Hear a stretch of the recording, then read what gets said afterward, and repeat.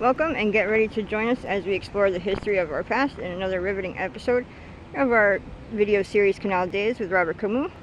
Founder of Historical Tours of Greater Holyoke, Robert guides you through the historic treasures of the Connecticut River Valley. From canals, cemeteries, churches, and beyond, experience the landmarks and their stories that are the foundations of Massachusetts' rich history. Visit holyokecanaltour.org for more details, book private tours, watch the entire Canal Days video and podcast series, and get comfy and enjoy your personal tour right from your screen in today's episode of the Canals in the Connecticut River Valley in Massachusetts. I will cover as many different types of canals in the Connecticut River Valley in Massachusetts. This is, you might think this is a prototype. No, it's the finished, it's the end of pretty much the canal area when they built this. After this, there weren't that many power canals built anymore, and navigational canals have gone by the way. Irrigational canals, you still had some built, and still some exist on the Connecticut River in Hatfield, Massachusetts.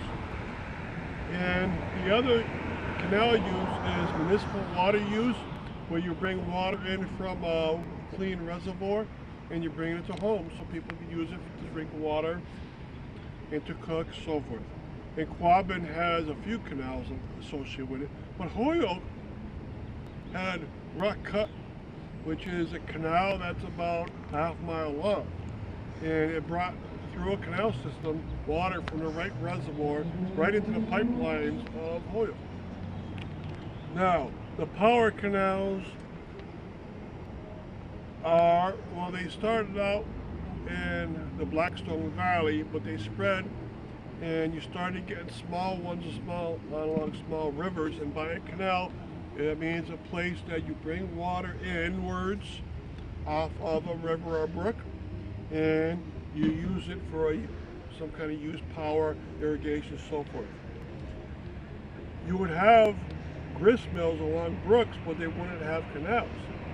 And it started about 1822, where you had canals being brought in behind the mills finally, so that they could power many different turbines at the same time, whether it was a water overshoot turbine or a metallic turbine embedded into the ground. And the first ones that I know of were one in Lowell, which is a fairly big one, but also one in Ludlow, which started the same year, 1822. Again, canals behind the mill.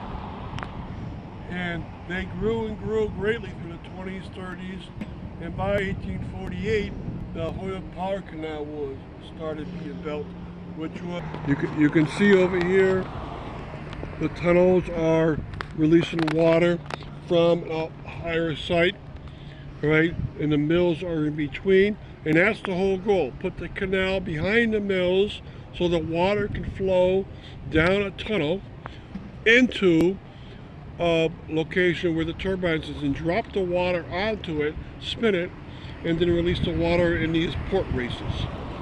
All right, so we're going to show you the southern direction and these many mills down there, and also we're going to show you northern direction. And so it's not just Holyoke though, so I'm talking about power mills all over the place. Along the Chicopee River there was 6. Along the Mill River in Northampton there was 12. Along the the Swift River in Cummington there were 12 more. So you had lots of them. And in terms of navigational canals, South Hadley and Turners Falls were the big two along the Connecticut River. South Hadley started being used in 1795, the first navigational canal ever inside the United States.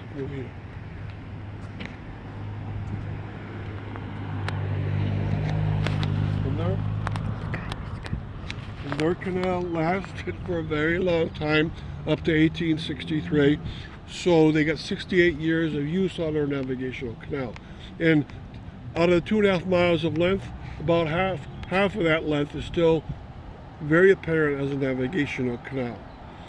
Right? And so thus, all these different wonderful kind of canals are still apparent inside of the Connecticut River region, and we're going to cover them in a talk. And then also there's going to be other talks that spawn off of that specialize down to rivers. And then there'll be other talks on the top of that specialize down to the specific canal. And then after that, down to the specified mill. For instance, that's the Braby Holbrook right there. And it made paper. Beyond that is a Lyman mill, the first big mill on the canals of Holyoke, and it's still in existence even almost 180 years later.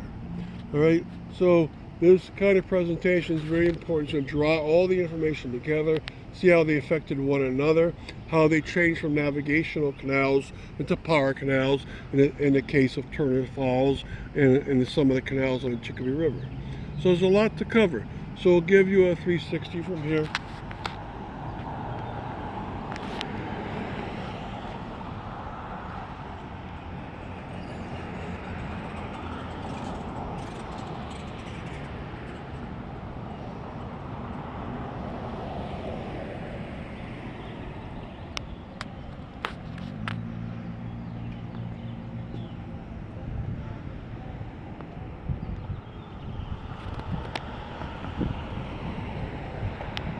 Thank you.